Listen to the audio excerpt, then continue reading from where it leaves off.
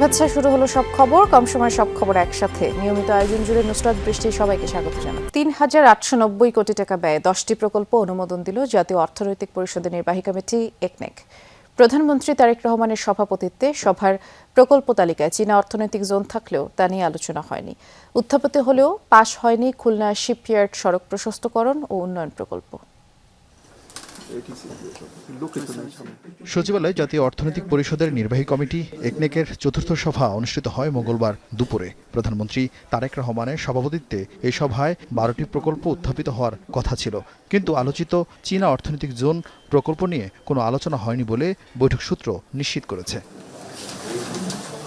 এছাড়া আলোচনা হলেও আরও পরীক্ষা নিরীক্ষার জন্য ফেরত পাঠানো হয় খুলনা শিপইয়ার্ড সড়ক প্রশস্তকরণ ও উন্নয়ন প্রকল্প।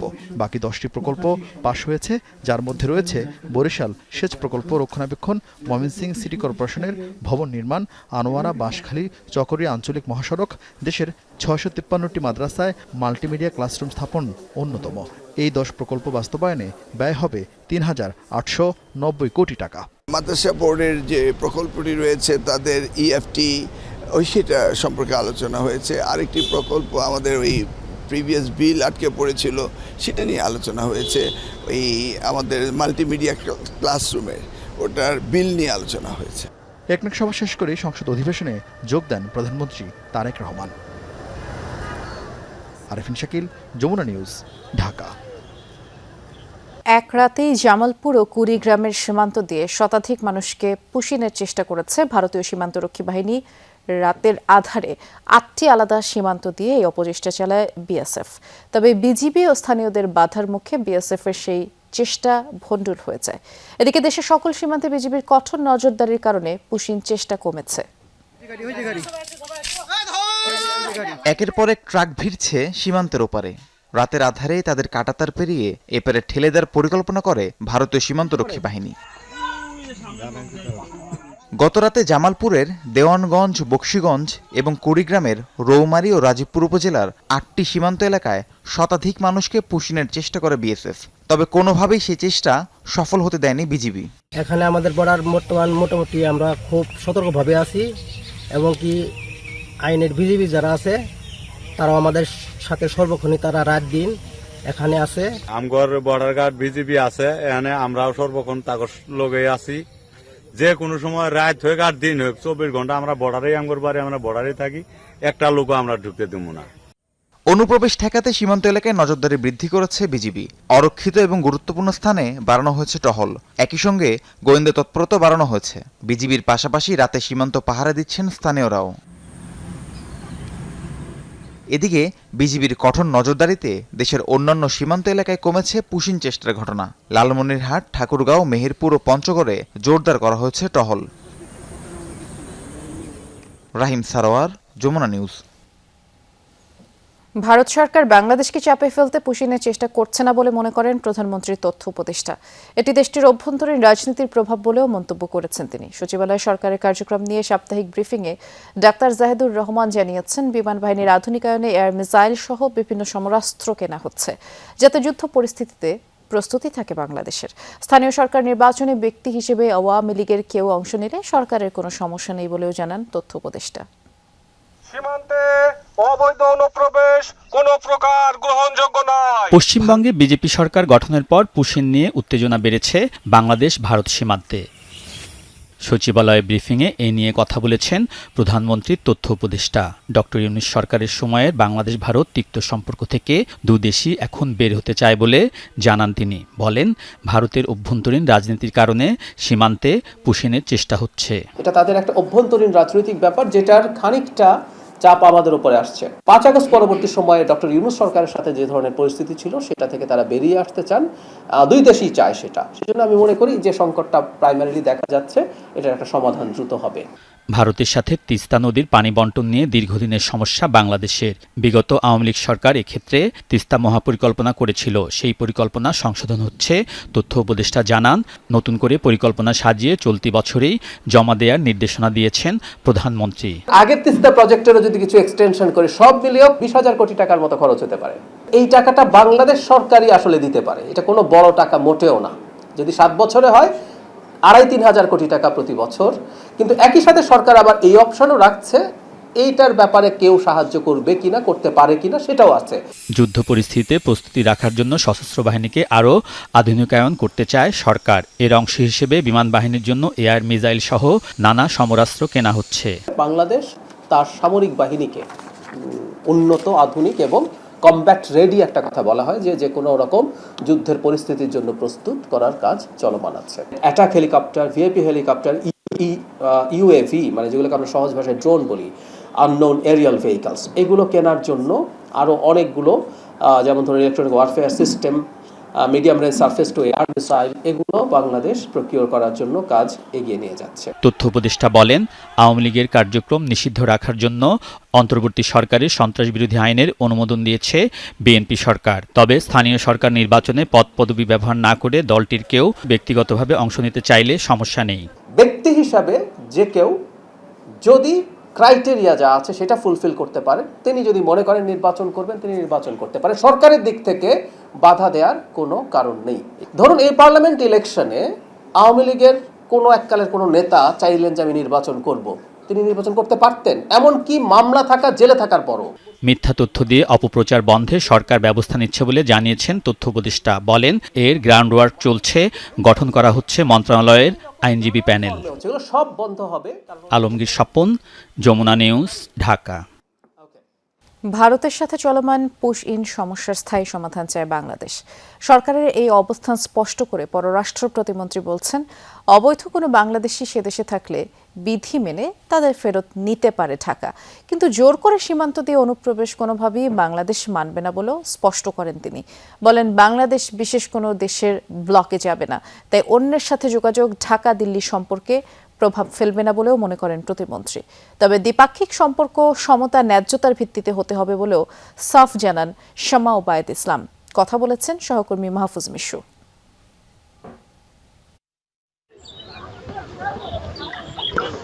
গেল কদিন ধরে টানা উত্তেজনা বাংলাদেশ ভারত সীমান্তে। গত 3 মাসে বিভিন্ন এলাকা দিয়ে বহুবার পুশিনের চেষ্টা করেছে ভারতীয় সীমান্তরক্ষী বাহিনী বিএসএফ। দিল্লিকে ঢাকার ডজনখানেক চিঠি আর বর্ডার গার্ড বাংলাদেশ বিজিবির কঠোর অবস্থানে ব্যর্থ হয়েছে সেই চেষ্টা। এমন প্রচেষ্টা কমলেও তাতে সন্তুষ্ট নয় ঢাকা। পররাষ্ট্র মন্ত্রণালয় বলছে, অবৈধ কোনো বাংলাদেশি থাকলেও কূটনৈতিক চ্যানেলেই তা নিয়ে কথা হতে হবে। প্রতিমন্ত্রীর ভাষ্য, এই সমস্যা জিইয়ে রাখতে চায় না ঢাকা। তো বাংলাদেশে যদি কোনো অবৈধ নাগরিক থেকে থাকে ইন্ডিয়াতে, সেখানে ফেরত দেওয়ার একটা মেকানিজম আছে, একটা প্রোটোকল আছে, ডিপ্লোম্যাটিক নর্মস আছে, ওদের সাথে আমাদের চুক্তি আছে। Both the countries should honour that, both the government should honour that. আমরা সেই অনারটা করছি, আমরা আশা করব ভারতে সেই অনারটা করবে। পুশিন করার তো কোনো প্রয়োজন নেই। We hope for permanent solution, that we are hoping for, and hopefully এটা আমরা করতে পারবো। নির্বাচিত সরকারের সাথে স্বাভাবিক সম্পর্কের কথা বলে আসছিল দিল্লি। সাবেক প্রধানমন্ত্রী প্রয়াত বেগম খালেদা জিয়ার শেষ বিদায় ও প্রধানমন্ত্রী তারেক রহমানের শপথে প্রতিনিধি পাঠানোকে ইতিবাচকভাবেই নিয়েছিল সব পক্ষ। হঠাৎ করে বাংলাদেশ নিয়ে দিল্লির মনোভাব কি পাল্টালো? যে কোনো নেইবারের সাথে নেইবারের ইস্যু বেশি থাকবে, সেটাই natural. Bangladesh first policy apply করে আমরা এই ইস্যুগুলা ডিপ্লোমেসির মাধ্যমে, ডায়ালগের মাধ্যমে, কমিউনিকেশনের মাধ্যমে সমাধান করতে সম্ভব হবে যদি উভয় দেশ আন্তরিক থাকে। চীন, তুরস্ক, পাকিস্তানের সাথে বাংলাদেশের ঘনিষ্ঠ সম্পর্ক কৌশলগত কারণে ভারতের মাথা ব্যথার কারণ কিনা সে প্রশ্ন তুলেছেন কেউ কেউ। প্রতিমন্ত্রী বলছেন, সব রাষ্ট্রের সাথেই দেশের স্বার্থ অক্ষুণ্ণ রেখে এগুতে চাই বাংলাদেশ। হচ্ছে না যে তা তো না, অবশ্য একটা কমিউনিকেশন তো অলরেডি শুরু হয়েছে এবং high level, ministerial level visit হয়েছে। তো অবশ্যই ভিজিট তো হবেই। Every relationship is mutually exclusive. প্রত্যেকটি দেশই নিজের দেশ এবং দেশের মানুষের স্বার্থটাই ফার্স্ট প্রায়োরিটি হিসেবে দেখে। বাংলাদেশও তাই দেখছে। একটা দেশের সাথে সুসম্পর্ক থাকলে আরেকটা দেশের সাথে খারাপ সম্পর্ক হয়ে যাবে। That policy, that foreign policy do not apply anymore. প্রতিমন্ত্রী জানান, পশ্চিমবঙ্গ বা আসামের রাজ্য সরকার কি বলছে তা নিয়ে মাথা ঘামাতে চায় না বাংলাদেশ। তাদের ইন্টারনাল কি পলিটিক্স, এটা বাংলাদেশের দেখার বিষয় না। মাহফুজ মিশু, যমুনা নিউজ, ঢাকা। শিশু রামিসা ধর্ষণ ও হত্যা মামলার রায়ের পূর্ণাঙ্গ কপি ও ফাঁসির দণ্ডপ্রাপ্ত আসামি সোহেল রানা ও স্বপ্না খাতুনের মৃত্যুদণ্ডের রেফারেন্স সহ মোট ৭২ পৃষ্ঠার অনুমোদনের নথি হাইকোর্টে পৌঁছেছে। মঙ্গলবার বিকেলে দুই আসামির ফাঁসির রায়ে ঢাকা মহানগর শিশু সহিংসতা দমন ট্রাইব্যুনালের বিচারক মশরুর সালেকিন স্বাক্ষরের পর ডেথ রেফারেন্স হাইকোর্টে পাঠানো হয়। এর আগে গত ৭ জুন রাজধানীর পল্লবীতে ৮ বছরের শিশু রামিসা ধর্ষণ হত্যার দায়ে আসামি সোহেল রানা ও স্বপ্না খাতুনের ফাঁসির রায় ঘোষণা করেন আদালত। আসামিদের উপস্থিতিতে ঢাকা মহানগর শিশু সহিংসতা দমন ট্রাইব্যুনালের বিচারক মশরুর সালেকিন মৃত্যুদণ্ডের এই রায় ঘোষণা করেন। পাশাপাশি আসামি সোহেলকে ৫ লাখ টাকা অর্থদণ্ড দেওয়া হয়, আর স্বপ্নাকে দণ্ডের পাশাপাশি ২ লাখ টাকা অর্থদণ্ড দেওয়া হয়। আমাদের পক্ষ থেকে সুস্পষ্ট কথা যে আমরা কোনোদিন বিলম্ব ঘটাবো না, আমরা কোনো মুলতবি গ্রহণ করবো না, ইভেন কি একদিনের জন্য না। অর্থাৎ যে মুহূর্তে থেকে মামলাটির শুনানি শুরু হবে সেই মুহূর্ত থেকেই রাষ্ট্র এই মামলাটির শুনানি করবে। এবং আমরা ইতিমধ্যেই আগেই জানিয়েছি যে অ্যাটর্নি জেনারেল অফিসের পক্ষ থেকে ডেডিকেটেড লয়ার আমরা সিলেক্ট করেছি যারা এই মামলাটির শুনানি করবেন, এবং আমরা প্রত্যাশা করি যতটা সম্ভব আপিলটি নিষ্পত্তির মাধ্যমে রায় কার্যকরের দিকে এগিয়ে যাবে। বিশ্বকাপের আগে নিজেদের শেষ প্রস্তুতি ম্যাচ কাল মাঠে নামবে আর্জেন্টিনা। যুক্তরাষ্ট্রের আলবামা জর্ডান হারে স্টেডিয়ামে ম্যাচটি শুরু হবে বাংলাদেশ সময় বুধবার সকাল ৭টায়। ইনজুরির কারণে হন্ডুরাসের বিপক্ষের ম্যাচে মাঠে নামা না হলেও এই ম্যাচে মেসি খেলবেন নিশ্চিত করেছেন কোচ স্কালোনি। তবে ঠিক কত মিনিট খেলবেন তার নিশ্চয়তা দিতে পারেননি আর্জেন্টাইন কোচ। ইনজুরির কারণে নিশ্চিতভাবে এই ম্যাচ মিস করবেন এমিলিয়ান মার্টিনেজ ও গঞ্জালো মন্টিয়েল। তবে স্বস্তির খবর, ইনজুরি থেকে সুস্থ হয়ে ওঠা ক্রিস্টিয়ান রোমেরো ফিরতে পারে শুরুর একাদশে। ফিট হবার পথে থাকা নিকোলাস গঞ্জালেজ ও Julian আলভারেজের।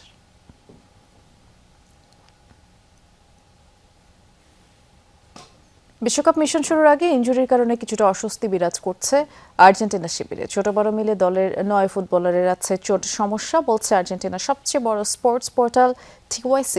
Messi, Martinez, Molina, Paredes, আলভারেজের চোট প্রায় সেরে গেছে, তবে রাইট ব্যাক গঞ্জালো মন্টিয়েলের মাসল ইনজুরি বেশ গুরুতর।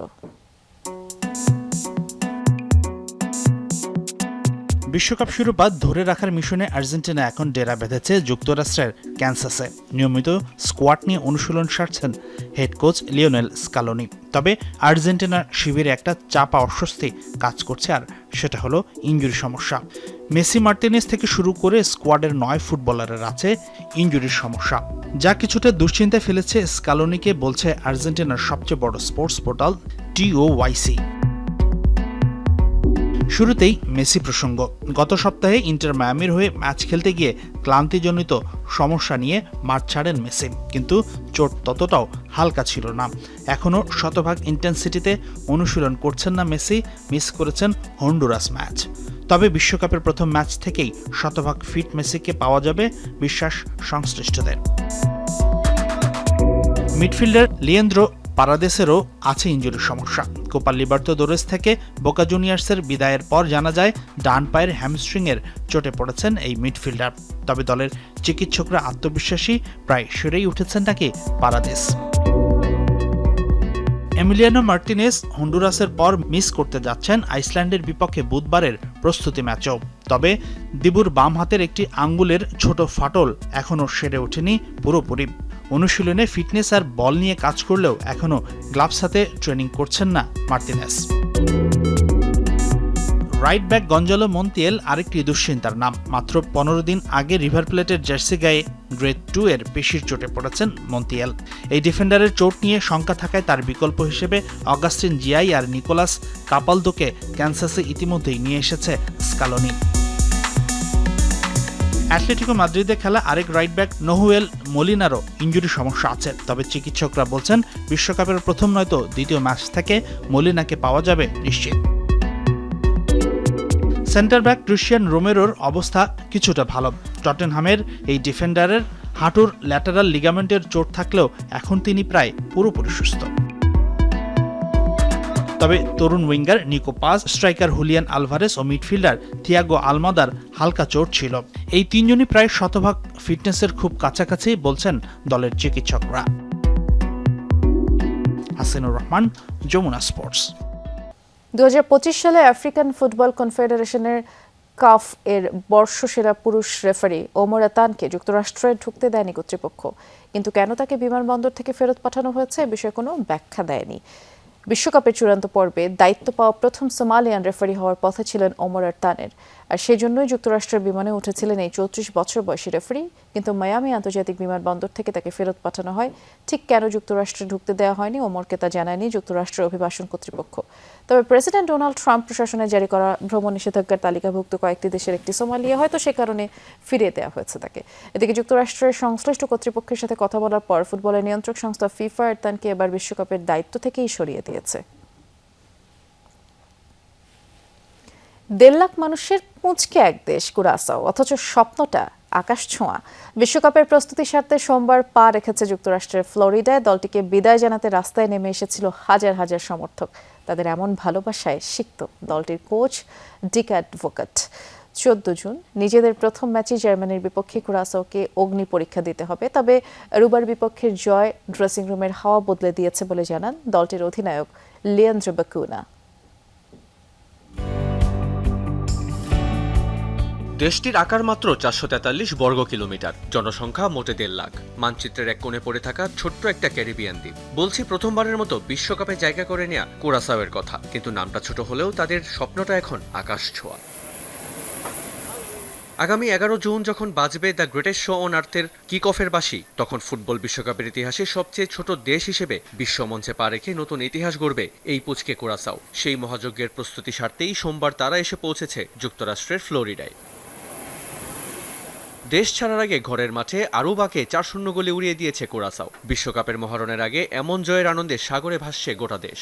বিদায় বেলা মাত্র 1.5 লাখ মানুষের দেশে রাস্তায় নেমে এসেছিল হাজার হাজার সমর্থক। স্বস্তির জয়ের পাশাপাশি সমর্থকদের এমন ভালোবাসায় সিক্ত দলটির কোচ ডিক অ্যাডভোকেট। অবিশ্বাস্য।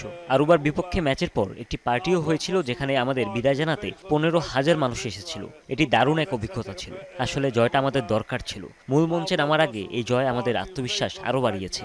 এখন আমরা প্রথম ম্যাচে মাঠে নামার অপেক্ষায়। তবে মূল মঞ্চের লড়াইটা মোটেও সহজ নয়। গ্রুপ ইতে কুরাসাওয়ের প্রতিপক্ষ 4 বারের চ্যাম্পিয়ন জার্মানি, লড়াকু ইকুয়েডর, সেই সাথে আফ্রিকার পরাশক্তি আইভরি কোস্ট। 14 জুন নিজেদের প্রথম ম্যাচেই কুরাসাওকে দিতে হবে অগ্নি পরীক্ষা, কারণ তাদের প্রতিপক্ষ জার্মানি। তবে একদমই ভয় পাচ্ছেন না দলটির অধিনায়ক লিয়ান্দ্রো বাকুনা। আরুবার বিপক্ষে জয় বদলে দিয়েছে ড্রেসিং রুমের হাওয়া। আমার মনে হয় এটার প্রয়োজন ছিল। গত 3টি ম্যাচ বেশ কঠিন ছিল এবং ফলাফল আমাদের পক্ষে আসেনি। আমি আসলেই বিশ্বাস করি যে এটি আমাদের আত্মবিশ্বাস কিছুটা বাড়িয়ে দিয়েছে। সবাই তাদের সেরাটা দিতে মুখিয়ে আছে। বিশ্বমঞ্চে নিজেদের জানান দিতে প্রস্তুত কুরাসাও। তাদের মাঠের লড়াই দেখতে মুখিয়ে আছে ফুটবল দুনিয়া, সেই সাথে তাদের 1.5 লাখ মানুষ। ইতিহাস গড়ে বিশ্বকাপে অংশ নেওয়া কুরাসাও কি পারবে ফুটবল জায়ান্ট জার্মানির বিপক্ষে ইতিহাস লিখতে? রিয়ান রাফতি, যমুনা স্পোর্টস।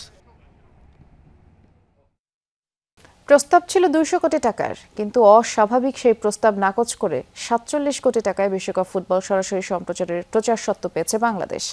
এর ফলে বিটিভি সহ 2টি বেসরকারি চ্যানেল ও ওটিটি প্ল্যাটফর্মে বিশ্বকাপের ম্যাচ দেখানোর বাধা কেটে গেছে। তথ্য প্রতিমন্ত্রী জানিয়েছেন, সম্প্রচার সত্ত্বের খরচও মেটানো হচ্ছে দেশীয় প্রতিষ্ঠানের কাছে প্রচার সত্ত্ব বিক্রি ও বিজ্ঞাপনের মাধ্যমে। ফুটবল পাগল বাংলাদেশ, আর বিশ্বকাপ আসলে তো কথাই নেই। 11 জুন থেকে যুক্তরাষ্ট্র, কানাডা ও মেক্সিকোয় শুরু হতে যাওয়া বিশ্বকাপ নিয়ে উন্মাদনা এখন সারা দেশে। তবে সেই উন্মাদনা ফিকে হতে যাচ্ছিল। বিটিভি সহ বাংলাদেশি কোনো চ্যানেলে বিশ্বকাপের সম্প্রচার নিয়ে তৈরি হয়েছিল সংকট। ফিফা থেকে সম্প্রচার সত্ত্ব কেনা সিঙ্গাপুরের একটি প্রতিষ্ঠান বাংলাদেশে বিশ্বকাপ দেখাতে সরকারের কাছে চেয়েছিল অস্বাভাবিক 200 কোটি টাকা। এর সাথে যোগসাজশ ছিল দেশীয় একটি চক্রের, যেই চক্রটি 2022 সালের বিশ্বকাপেও অস্বাভাবিক প্রচার সত্ত্ব দাবি করে সফল হয়েছিল। তখন আওয়ামী লীগ সরকার 100 কোটি টাকা লুটপাটের সুযোগ করে দিয়েছিল বলে অভিযোগ করেছেন তথ্য প্রতিমন্ত্রী। ফিফা থেকে সত্ত্ব কিনে নেওয়া একটি প্রতিষ্ঠান প্রথমে আমাদের কাছে প্রায় 200 কোটি টাকা দাবি করে। 22 সালের বিশ্বকাপ ফুটবলে প্রায় 100 কোটি টাকার বিশাল অঙ্কের বিনিময়ে বাংলাদেশ টেলিভিশন খেলা দেখাতে বাধ্য হয়েছিল। সেই ধোঁয়াশাপূর্ণ চুক্তির স্বচ্ছতা নিয়ে আজ দেশের মানুষের কাছে মনে বড় একটি প্রশ্ন হয়ে দাঁড়িয়েছে। তবে বিএনপি সরকার এবার বিশ্বকাপ সম্প্রচারের জন্য 200 কোটি টাকার প্রস্তাব শুরুতেই নাকচ করে দেয়। ফিফার সাথে সরাসরি আলোচনা করে প্রচার সত্যের অঙ্ক 47 কোটি 25 লাখ টাকায় নামিয়ে আনে। যদিও ভ্যাট ট্যাক্স সহ এক্ষেত্রে প্রয়োজন হবে 63 কোটি টাকা। সরকারের কোনো ভর্তুকি দিতে হচ্ছে না, বিটিভির কোনো ভর্তুকি এখন দিতে হচ্ছে না। ভ্যাট ট্যাক্স বাদ দিয়ে যেটা আসে ওটা সর্বোচ্চ 1-2 কোটি টাকা এখন পর্যন্ত রিকভার হয়নি, বাট হয়ে যাবে এটা উইদিন কাপল অফ মান্থস।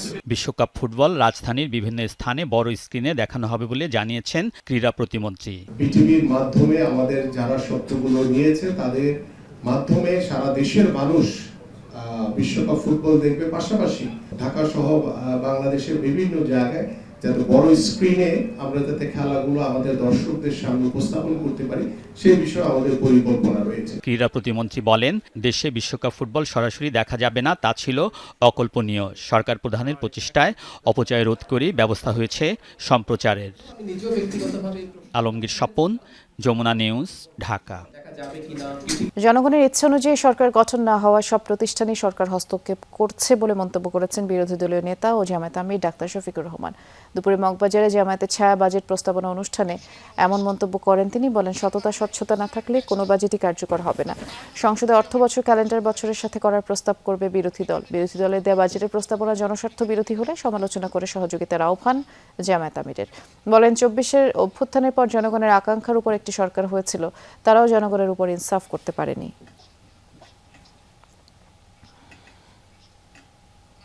একটি বাজেট প্রস্তাবনা আমাদের বিবেচনায় আমরা পেশ করতে যাচ্ছি। এর আসল বিচারক হবেন জনগণ। এই বাজেট পেশ করার পরে আমরা সচেতন জনগণের কাছ থেকে ফিডব্যাক আশা করব। আমাদের কোনো প্রস্তাবনা তাদের কাছে ভালো লাগলে সেটা বলার দরকার নেই, কিন্তু কোনো প্রস্তাবনা যদি জনস্বার্থের বিপক্ষে হয় তারা যেন আমাদের দৃষ্টি আকর্ষণ করে, আমাদের সমালোচনা করে, আমাদেরকে সহযোগিতা করে। বিরোধী দলীয় নেতা এবং জামায়াত আমির ডাক্তার শফিকুর রহমানের সাথে সৌজন্য সাক্ষাৎ করেছেন ঢাকায় নিযুক্ত যুক্তরাষ্ট্রের রাষ্ট্রদূত ব্র্যান্ট টি ক্রিস্টেনসেন। মঙ্গলবার সকাল 11:30টায় জাতীয় সংসদ ভবনে বিরোধী দলীয় নেতার কার্যালয়ে তাদের মধ্যে এই সাক্ষাৎ অনুষ্ঠিত হয়।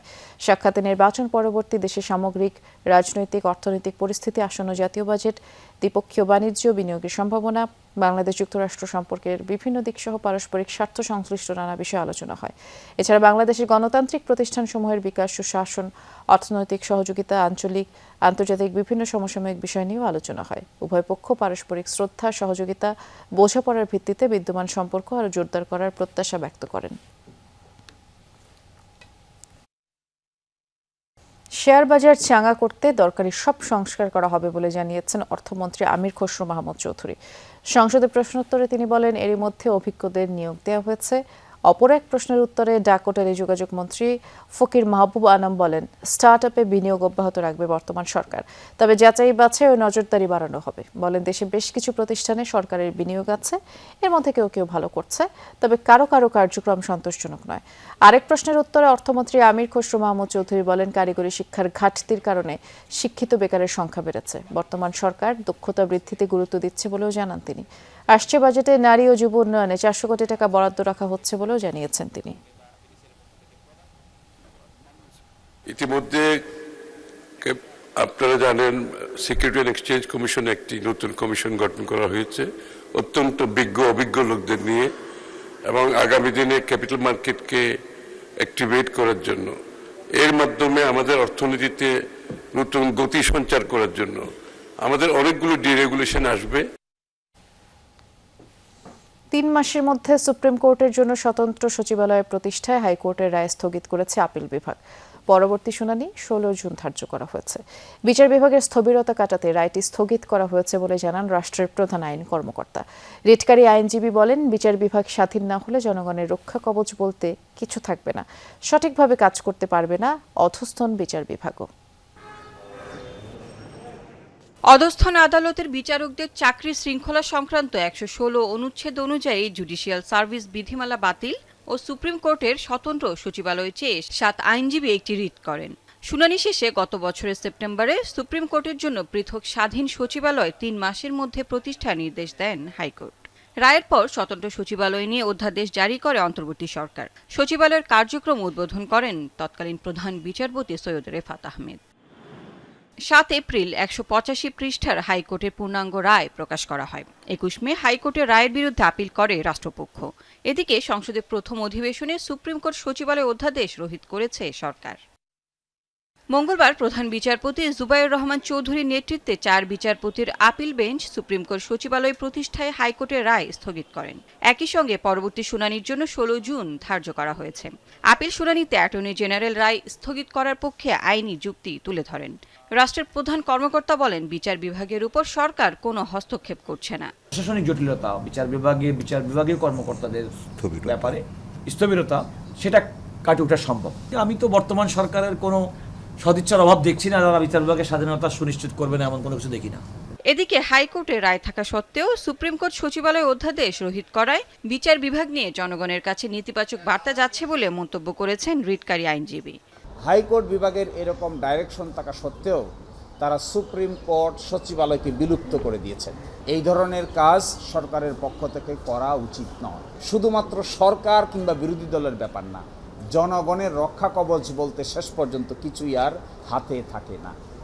এবং অধস্তন বিচার বিভাগ সঠিকভাবে স্বাধীনভাবে ফাংশন করতে পারে না। ইতোমধ্যে সুপ্রিম কোর্ট সচিবালয়ের সচিব সহ অন্যান্য আইন কর্মকর্তাদের সরিয়ে নিয়েছে সরকার। কার্যালয়টিও বন্ধ করা হয়েছে। Lovely Bithi, Jamuna news, Dhaka. 4 বছর পর জাতীয় দলে ফিরে মোসাদ্দেক হোসেনের দুর্দান্ত ইনিংস। অস্ট্রেলিয়ার বিপক্ষে সিরিজের প্রথম ওয়ানডেতে 70 বলে 86 রানের ইনিংস খেলেন এই অলরাউন্ডার। ক্যারিয়ারের চতুর্থ 50 তুলে নেন মোসাদ্দেক। ঘরোয়া লিগের দারুণ নৈপুণ্যে লম্বা সময় পর সুযোগ পান জাতীয় দলের জার্সিতে।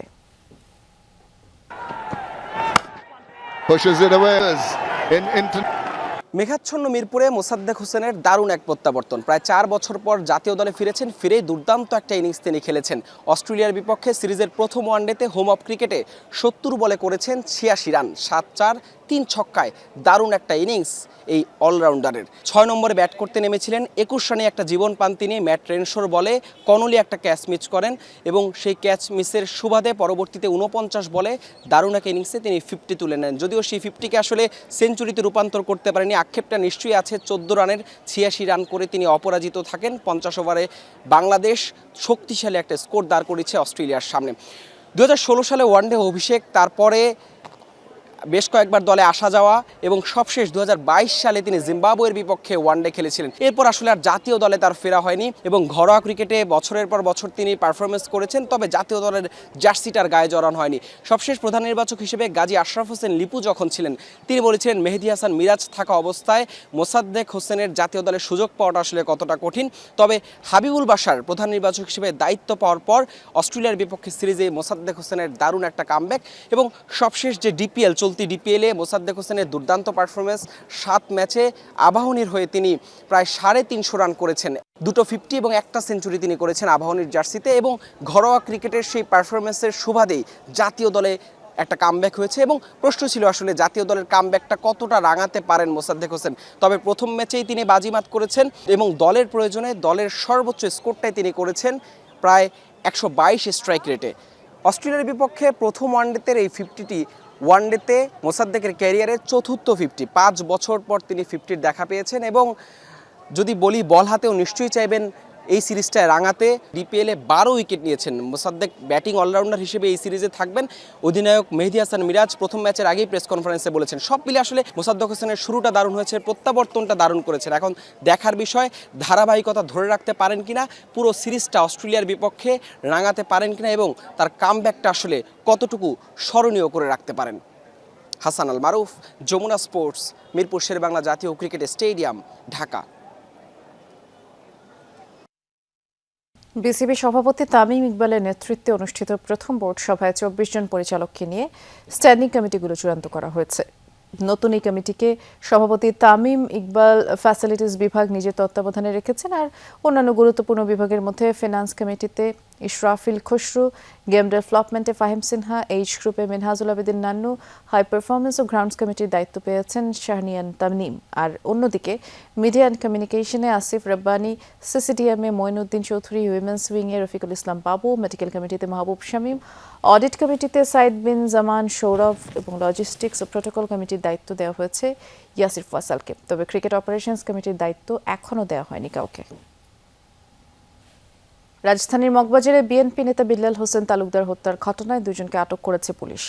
রিয়াজুল ইসলাম ও আল আমিন মাহিন নামের দুজনকে মুন্সিগঞ্জ ও রাজধানী থেকে আটক করে রমনা থানা পুলিশ। হত্যার ঘটনায় রমনা থানার মামলা করেছে নিহতের পরিবার। সকালে ডিএমপির মিডিয়া সেন্টারে ডিসি মিডিয়া এম নাসিরউদ্দিন এই তথ্য জানিয়েছেন। প্রাথমিকভাবে তদন্তে পুলিশ জানায় স্থানীয় যুবদল নেতা দিদারুল ইসলাম ও তার অনুসারীদের সাথে তর্কাতর্কির এক পর্যায়ে এই ঘটনা ঘটে। গ্রেপ্তার রিয়াজ ও আলামিন নামের দুজনের রাজনৈতিক পরিচয়ে গুরুত্ব দেওয়া হবে না বলেই পুলিশ জানিয়েছে। এই ঘটনায় আরও যারা জড়িত তাদেরকে আটকের কাজ চলছে বলেও জানায় পুলিশ। গেল রাতে রাজধানীর মৌচাকের আনারকলি মার্কেটের সামনে ছুরিকাঘাতে বিল্লাল নিহত হন। ঘটনার পর রাতেই যুবদলের দিদারুল ইসলাম সংগঠন থেকে বহিষ্কার করা হয় তাকে।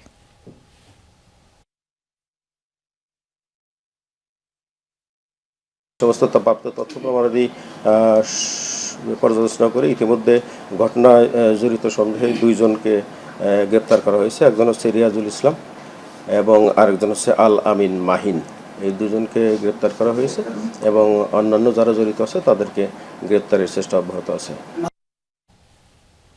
অনার্স কোর্সে বাংলা, ইতিহাস ও দর্শন সহ কোনো বিষয়ই বাতিল হচ্ছে না। এ বিষয়ে সামাজিক মাধ্যমে ছড়িয়ে পড়া খবর ভিত্তিহীন বলে মন্তব্য করেছেন শিক্ষামন্ত্রী আ.ন.ম এহসানুল হক মিলন।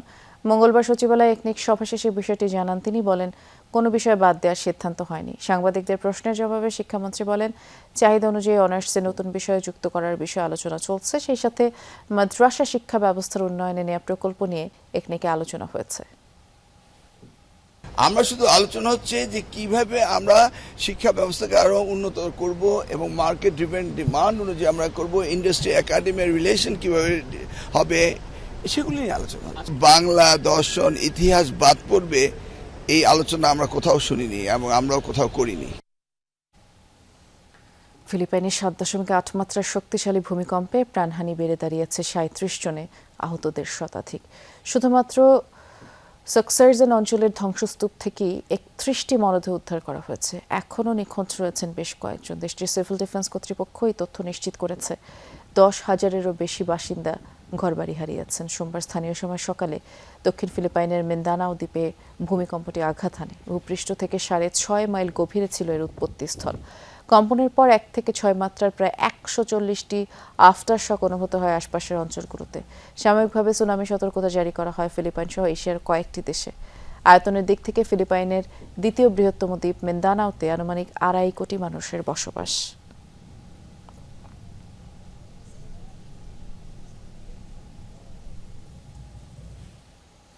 ইরান ইসরায়েল সংঘাত আপাতত থেমেছে। যুদ্ধবিরতির পর আবারও সামনে এসেছে বহুদিনের অচলাবস্থায় থাকা ইরান যুক্তরাষ্ট্র আলোচনা।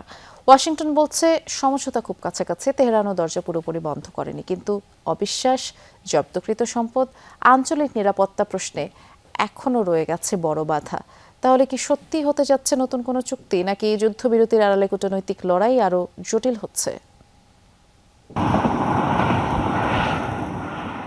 ইসরায়েল ইরান পাল্টাপাল্টি হামলা বন্ধের পর যুদ্ধক্ষেত্রে অস্ত্র কিছুটা নীরব। তবে এই পরিস্থিতিতে তেহরান ওয়াশিংটন সমঝোতা ইস্যুতে কূটনীতির ময়দানে চলছে নতুন লড়াই। মার্কিন প্রেসিডেন্ট ডোনাল্ড ট্রাম্পের দাবি, ইরানের সাথে আলোচনা চলছে এবং 1 থেকে 2 দিনের মধ্যেই এর অগ্রগতি স্পষ্ট হতে পারে। যুক্তরাষ্ট্রের কৌশল সফল হচ্ছে এবং খুব শিগগিরই পূর্ণ বিজয় ঘোষণা করা সম্ভব হবে, এমন দাবিও ট্রাম্পের।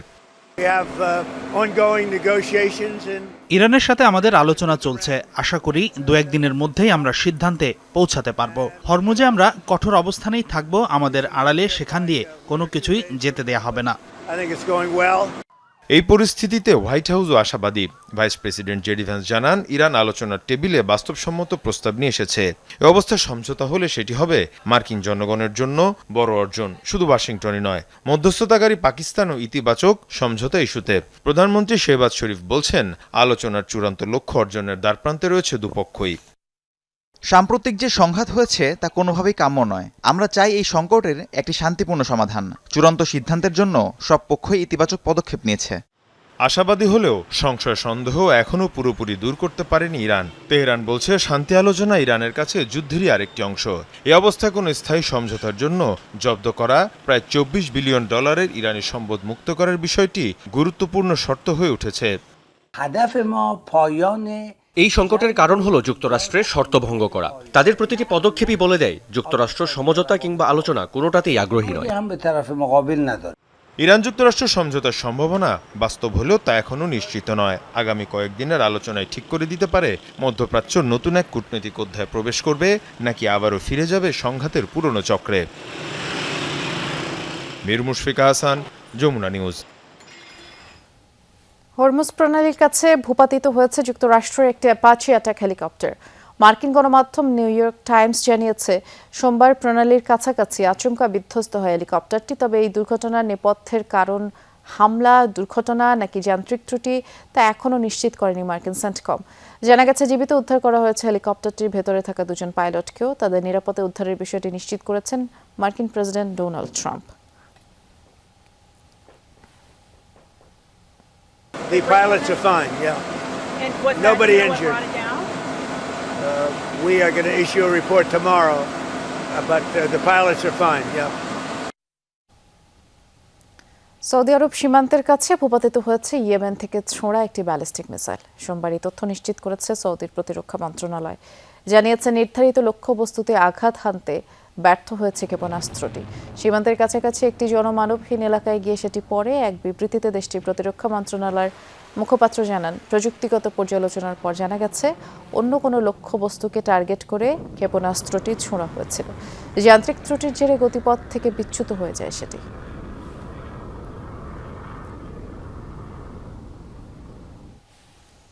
ভারতের তপ্ত গলিত লোহায় দগ্ধ হয়ে প্রাণ হারিয়েছেন অন্তত 8 জন শ্রমিক। সোমবার অন্ধ্রপ্রদেশে এই মর্মান্তিক দুর্ঘটনা হয়। জানা গেছে রাজ্যটির একটি ইস্পাত কারখানায় ক্রেনের সাহায্যে এক জায়গা থেকে আরেক জায়গায় নিয়ে যাওয়া হচ্ছিল। গলিত লোহা ভর্তি একটি বালতি হঠাৎ করে পাত্র থেকে ছিটকে পড়ে প্রচণ্ড উত্তপ্ত লোহা। ধারণা করা হচ্ছে সে সময় তরল লোহার তাপমাত্রা ছিল প্রায় 16,000 ডিগ্রি সেলসিয়াস। এই ঘটনায় গুরুতর আহত হয়েছে আরও 6 জন। নিহতের পরিবার ও আহতদের সব রকম সহায়তার নির্দেশ দিয়েছেন অন্ধ্রপ্রদেশের মুখ্যমন্ত্রী। শোক প্রকাশ করেছেন ভারতের প্রধানমন্ত্রী নরেন্দ্র মোদী।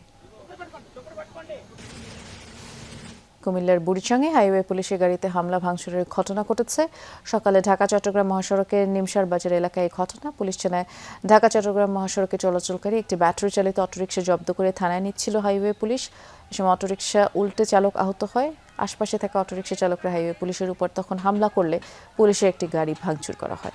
এই খবর পেয়ে আইনশৃঙ্খলা বাহিনীর সদস্যরা ঘটনাস্থলে গিয়ে পরিস্থিতি নিয়ন্ত্রণে আনে। হামলার ঘটনায় একজনকে আটক করা হয়েছে। সরকারি কোষাগারের টাকা ব্যবহার করে ঢাকার 2 সিটির প্রশাসকরা নির্বাচনী প্রচারণা চালাচ্ছেন বলে মন্তব্য করেছেন জাতীয় নাগরিক পার্টির মুখপাত্র আসিফ মাহমুদ সজীব ভুঁইয়া। বিকেলে নাখালপাড়ার হোসেন আলী উচ্চ বিদ্যালয়ে বৃক্ষ বিতরণ কর্মসূচি শেষে তিনি বলেছেন, এনসিপির পক্ষ থেকে 5 দফা দাবি দেওয়া হয়েছে। তারা চেয়ারে বসে নির্বাচন করতে পারবেন না, লাখ লাখ পোস্টার লাগিয়ে নগরীকে দূষিত করছেন। আর আবাসিক এলাকায় এমনকি মেট্রো স্টেশনেও গরুর হাট বসানো হয়েছে। এই অব্যবস্থাপনাই প্রমাণ করে তারা মেয়র হওয়ার যোগ্য নয়।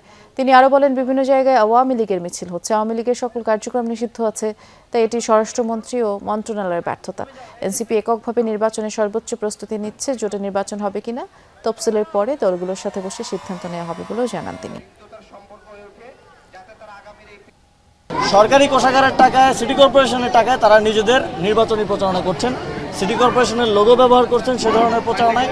এবং যাদের দায়িত্ব আসলে নগরীতে অতিরিক্ত পোস্টার এগুলো সরানো, এগুলো পরিষ্কার পরিচ্ছন্ন রাখা, তারা লাখ লাখ পোস্টার লাগিয়ে নগরটা দূষিত করে ফেলেছেন। প্রশাসনকে ছাত্রলীগ মুক্ত করতে না পারলে সারা দেশে নিষিদ্ধ ছাত্রলীগ ও আওয়ামী লীগের তৎপরতা বন্ধ করা সম্ভব হবে না বলে মন্তব্য করেছেন বাংলাদেশ ছাত্র অধিকার পরিষদের সভাপতি নাজমুল হাসান। বিকেলে ঢাকা বিশ্ববিদ্যালয়ের মধুর ক্যান্টিনের সামনে নিষিদ্ধ ছাত্রলীগের তৎপরতা বন্ধ, সীমান্তে অবৈধ পুশিন এবং সমসাময়িক বিষয়ে সংবাদ সম্মেলন করেন তিনি। বলেন, এ সময় যে প্রশাসনের ভিতরে লুকিয়ে থাকা ছাত্রলীগ ও যুবলীগ কর্মীদের চিহ্নিত করে তাদের চাকরুচিত করার জন্য সরকারের প্রতি আহ্বান জানান। এছাড়া দেশের আইনশৃঙ্খলা পরিস্থিতির অবনতির দায় স্বরাষ্ট্রমন্ত্রীকে নিতে হবে বলেও সংবাদ সম্মেলনে জানানো হয়। পাশাপাশি সীমান্তে অবৈধ পুশিন বন্ধ করতে সরকারের প্রতি তারা আহ্বান জানান। দৃশ্যমান কোনো অগ্রগতি না হলে ভারতীয় হাইকমিশন ঘেরাও সহ সীমান্তে লং মার্চ করার হুঁশিয়ারিও দেন তারা।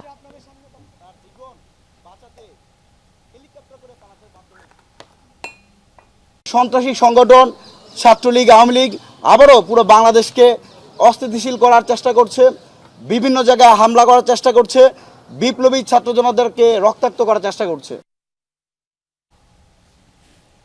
সামরিক বাহিনীকে অর্থ সহায়তা দেওয়ার অভিযোগ তুলে আলিবাবা, বাইডু ও বিওয়াইটির মতো চীনের 3টি শীর্ষস্থানীয় প্রতিষ্ঠানকে কালো তালিকাভুক্ত করেছে যুক্তরাষ্ট্র। সোমবার চীন ভিত্তিক বহুজাতিক এসব ব্র্যান্ডকে কালো তালিকাভুক্ত করে পেন্টাগন। এর ফলে দুই দেশের মধ্যে বহু বছর ধরে চলে আসা ভঙ্গুর সম্পর্ক আরও জটিল হবে বলেই ধারণা করা হচ্ছে। আন্তর্জাতিক আইন ও বিধিবিধান যথাযথভাবে মেনে চলে বিদেশে ব্যবসা পরিচালনা করে সব প্রতিষ্ঠান। একে বৈষম্যমূলক আচরণ আখ্যা দিয়ে তীব্র নিন্দা জানিয়েছে যুক্তরাষ্ট্রের চীনা দূতাবাস। ওয়াশিংটনে এ ধরনের পদক্ষেপ বন্ধ করার পাশাপাশি বেইজিংয়ের ন্যায্য বৈষম্যহীন বাণিজ্যিক পরিবেশের দাবি জানানো হয়। এছাড়া কালো তালিকাভুক্তিতে আলিবাবার মতো বেসামরিক ব্যবসায়িক প্রতিষ্ঠানকে রাখার কোনো ভিত্তি নেই বলেও উল্লেখ করেছেন প্রতিষ্ঠানটির মুখপাত্র।